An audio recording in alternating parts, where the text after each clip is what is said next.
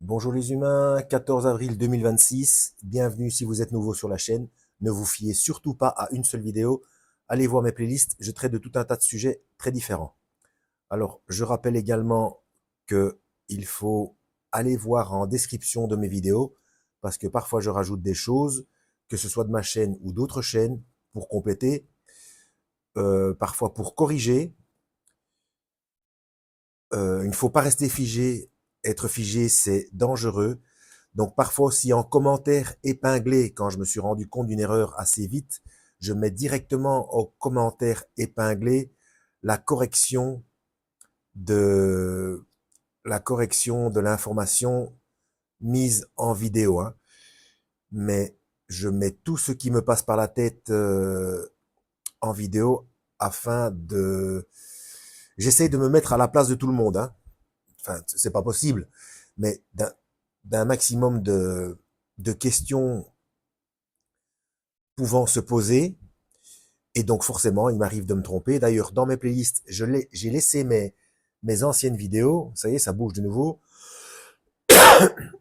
de manière à ce que vous puissiez voir l'évolution, hein. Euh, donc, voilà.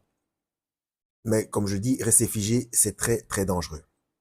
Alors, cette vidéo-ci, je vais la mettre dans la playlist l'importance de la physique quantique, ainsi qu'une autre, je ne sais pas, mais on va encore parler de ce bouquin. Donc pour ceux qui ne l'ont pas vu, allez voir ma vidéo où je parle des sources de Dan Brown. Donc ce sont des romans, mais Dan Brown a ses entrées un peu partout, aussi bien dans les milieux scientifiques que religieux, notamment au Vatican et au CERN, euh, l'accélérateur de particules. Donc il parle avec des physiciens, etc. Donc les informations scientifiques sont vérifiables, hein. Donc là, je vais vous lire un petit bout d'une discussion. C'est la suite de la vidéo. C'est la troisième vidéo que je fais concernant Dan Brown, hein. Euh, donc je rappelle que c'est le maître, Georges Lemaître, un prêtre belge, qui le premier a émis l'hypothèse du Big Bang, hein. Alors donc quand Hubble a démontré scientifiquement que le Big Bang reflétait fidèlement les faits, l'Église a crié victoire, brandissant cette nouvelle comme la preuve de l'exactitude scientifique de la Bible, la vérité divine en quelque sorte. Langdon acquiesça totalement concentré. Bien sûr, les savants n'appréciaient guère que la religion se serve de leur découverte pour faire sa promotion, si bien qu'ils ont aussitôt mathématisé le Big Bang pour lui ôter toute connotation religieuse et lui apposer leur estampille exclusive. Malheureusement pour la science, tous leurs raisonnements sont entachés d'une sérieuse faille que l'Église ne se prive pas de souligner. Euh, je rappelle que je ne suis, pour les nouveaux, hein, je ne suis d'aucune religion, hein. Je suis pour Dieu. Dieu existe, ça fait pas un pli, et j'essaye tant bien que mal de suivre le Christ. Mais je ne suis d'aucune religion. Aucune religion n'obéit à Dieu. Il suffit de lire la Bible pour s'en rendre compte, hein. Donc j'ai fait des playlists par rapport à ça. Alors concernant la physique quantique, je rappelle qu'au niveau quantique, c'est-à-dire l'infiniment petit, c'est encore plus petit que les atomes. On arrive au quark, au boson de Higgs, et pour finir, encore plus petit, ce qu'il faudrait appeler les onduscules, puisque c'est selon que ce soit observé ou pas, c'est soit des ondes, soit des particules, alors que c'est la même chose. Donc, au niveau quantique, le temps s'écoule dans les deux sens, c'est-à-dire aussi bien vers le passé que vers le futur. C'est comme ça. Et le Big Bang, euh, c'est la création de l'espace-temps. Au-delà du Big Bang, il n'y a pas de temps. Et au niveau quantique, comme je vous l'ai dit, le temps s'écoule dans les deux sens. C'est une question d'échelle. Bon, gardez ça en tête. Kohler marmonna sèchement. La singularité. On y vient. Il avait articulé le mot comme si la singularité était une croix qu'il portait depuis toujours. J'en ai déjà parlé dans d'autres vidéos. Allez voir ma playlist Les athées ont-ils raison. C'est une singularité mathématique qui est à la base du Big Bang. Il y a des gens comme un irréductible athée qui se plaît à dire qu'on ne sait pas ce qu'il y a au-delà du mur de Planck. Si, on sait ce qu'il y a. C'est de l'information qui a donné cette fameuse singularité mathématique. S'il n'y a pas de plan, rien ne se crée. Quand vous achetez une maquette ou un meuble à monter, il y a un plan. Même pour fabriquer les éléments, il y a un plan où quelqu'un imagine la chose, il se fait un plan dans sa tête. Il y a obligatoirement élaboration grâce à de l'information qui permet la création. C'est comme ça.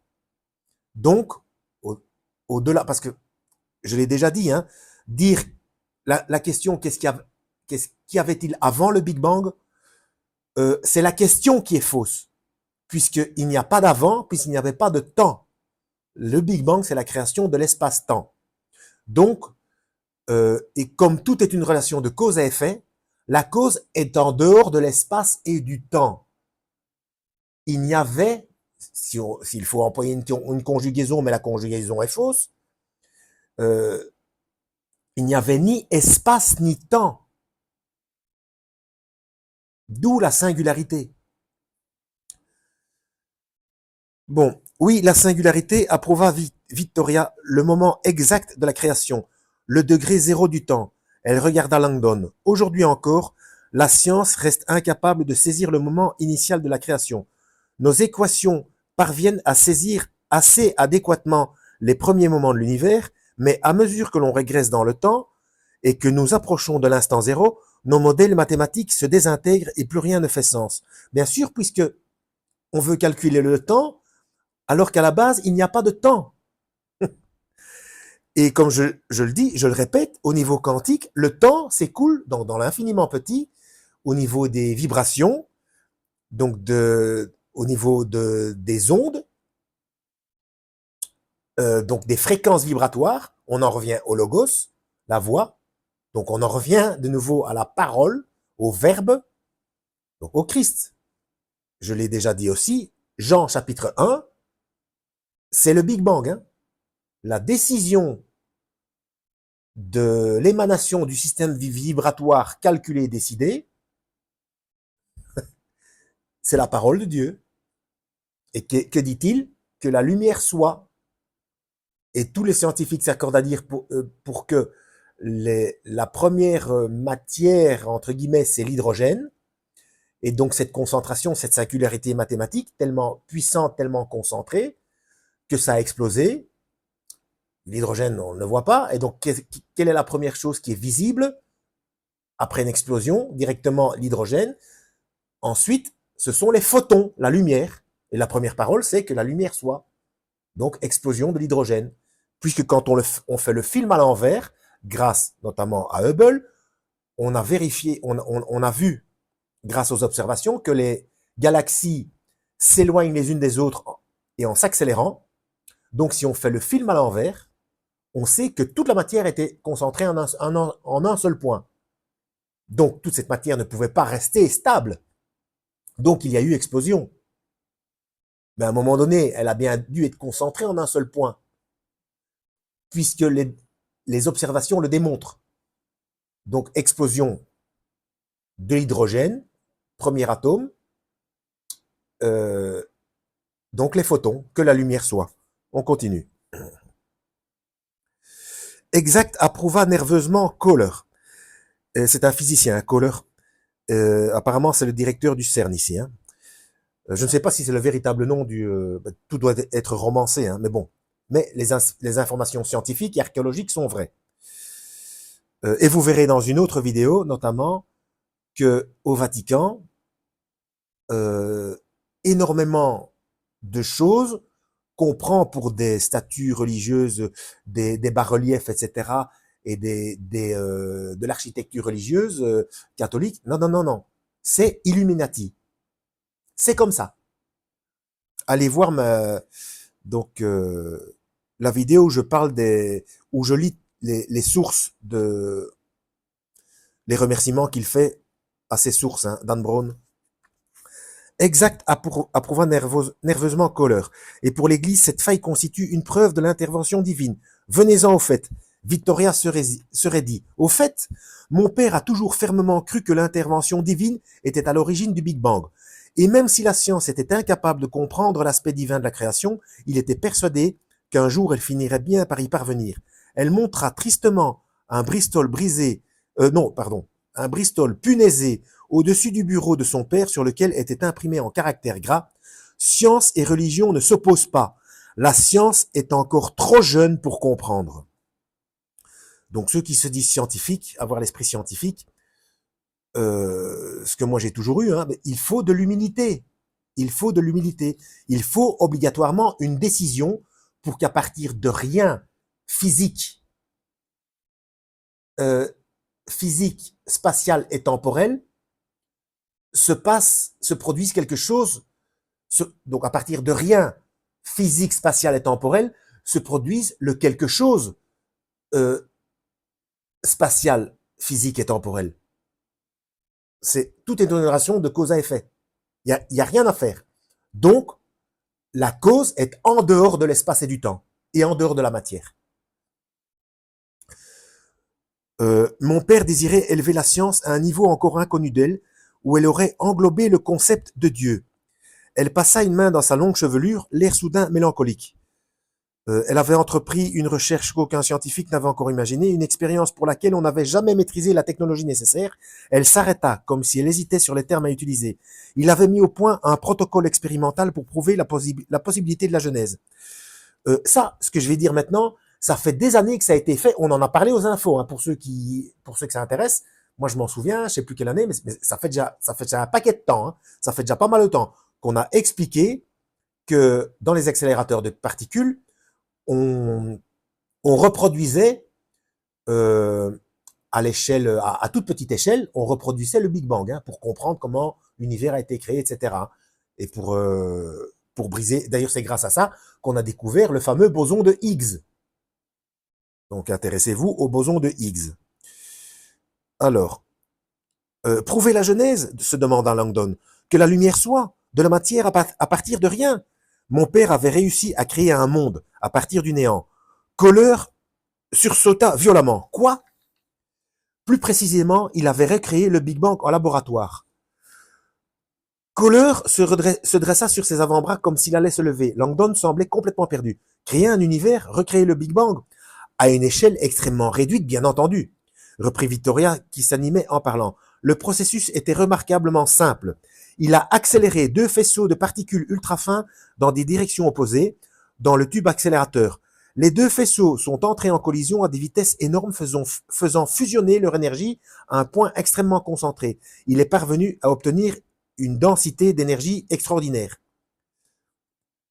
Voilà, elle énuméra une série de chiffres et de termes techniques et Kohler écarquilla les yeux, écarquilla un peu plus les yeux. Langdon essaya de suivre, ainsi Leonardo Vetra était parvenu à recréer à ce point d'énergie extrêmement concentré, d'où est censé avoir surgi l'univers. Ça a été fait, hein. Intéressez-vous au boson de Higgs. Hein. Tout ça, ça a été fait il y a des années. Hein. Et bon, il utilise ces informations pour des romans. Hein. Voilà.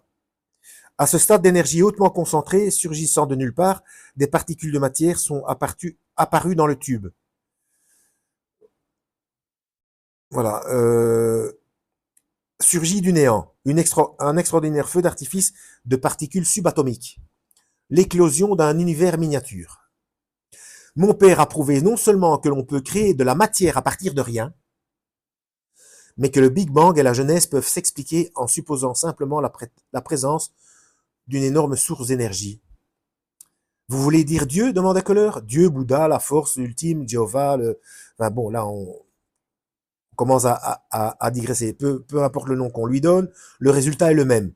Bon, c'est la conscience. Il faut, pour qu'il y ait du quelque chose de l'espace et du temps, il faut une décision. Et pour qu'il y ait décision, il faut une conscience.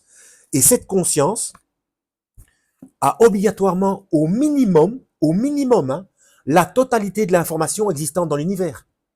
S'il n'y a pas le plan, donc s'il n'y a pas le plan, on ne peut pas élaborer la chose. Et il faut que le plan soit complet. Donc imaginez-vous la totalité de la somme d'informations que contient l'univers. Toutes les lois, tous les systèmes, etc. Donc également au niveau subatomique. Et ça fonctionne puisque nous sommes là. Mais dans l'infiniment petit, le temps s'écoule aussi bien vers le passé que vers le futur. Donc le temps est une illusion, à notre échelle. Voilà, ça fait déjà plus d'un quart d'heure, donc j'ai encore des tas de choses à dire, mais on va s'arrêter là, puisqu'il y aura forcément décalage de son. Donc playlist l'importance de la physique quantique et probablement d'autres, je ne sais pas où. Mais il faut lire, si ce n'est déjà fait, et régulièrement, les instructions du Christ, et non pas écouter des curés, des prêtres, des pasteurs, etc., des rabbins, des imams, des grands muftis, des lamas, encore moins ceux du New Age, etc.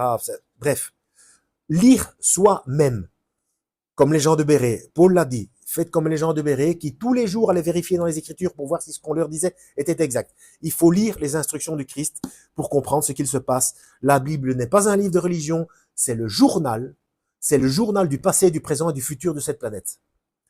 Donc, et le Christ, c'est le Verbe de Dieu fait chair. Jean chapitre 1, c'est le Big Bang. Et il faut suivre ce qu'il dit. Enfin, il faut faire son possible pour suivre ce qu'il dit.